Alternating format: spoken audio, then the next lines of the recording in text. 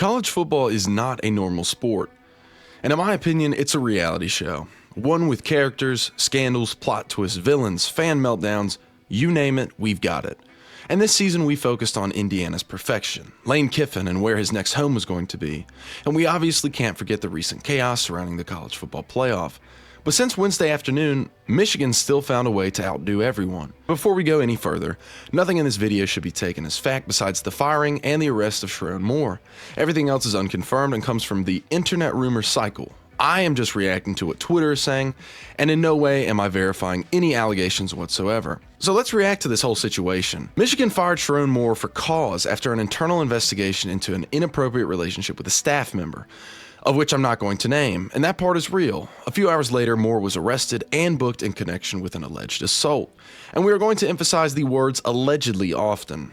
Moore has not been found guilty in the court of law, at least at the time of filming, and everything else is apparent hearsay. And there's been a lot of allegations specifically on Twitter, of which are allegations. Not saying they're true, not saying they're false, but mentions of the staff member and the affair seem to be very widely accepted online, like I said, not confirmed.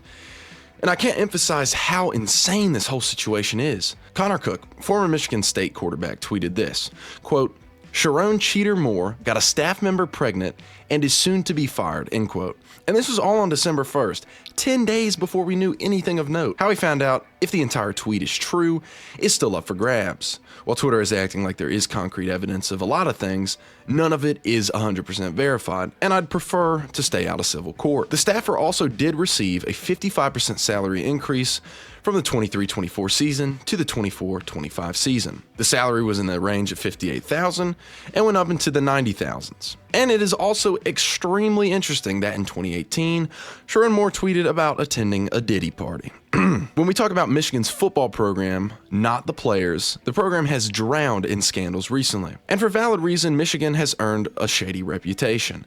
This is not a clean program that suddenly ran into a bad day. This is the same school that had the Connor Stallion sign-stealing saga. The same school that had John Harbaugh suspended multiple times in one season. The same school that had recruiting violations earlier in the decade. The same athletic department that always seems to be juggling something. When a program stacks this many issues, people stop giving them the benefit of the doubt. We as fans expect a lot of chaos from Michigan themselves. And then when you think about the way that they have handled this firing, reports say that Sherrone Moore was terminated without even proper HR structure or security present. And if that is accurate, it is not illegal, it's just very incompetent. And this incompetency comes from Ward Manuel. He is the athletic director of Michigan, and in my opinion, he should be fired as soon as humanly possible, despite reports saying that he will remain as the AD while they search for a new head coach. But the man allegedly knew and waited till Michigan lost to Ohio State. He also waited till after signing day, which is very interesting because all of the recruits seem to be locked in, expecting that Sherrone Moore would be their coach in 2026. And what's insane is that Michigan ignored the guardrails when firing someone who makes $6 million a year.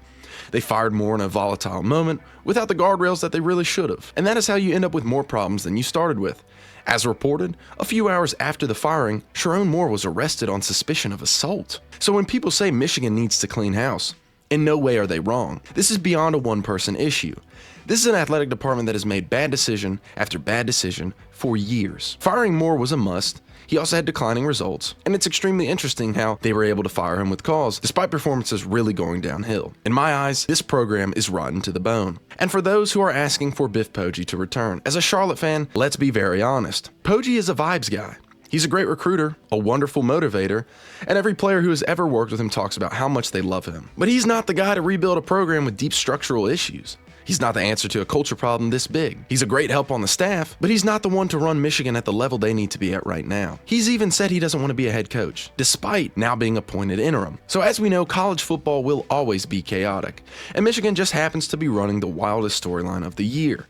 The only things that are confirmed are the firing for cause and the arrest for an alleged assault. Everything else online is noise, speculation, and people trying to piece together information without facts. But the pattern of Michigan is real. The incompetence is real. And unless Michigan cleans out its entire leadership, this will not be the last time something blows up. I hope we get clarity to this situation, but my goodness, what a mess for Michigan. Please leave your opinions down below in the comments. Let's have a civil conversation about this whole thing. Thank you for watching.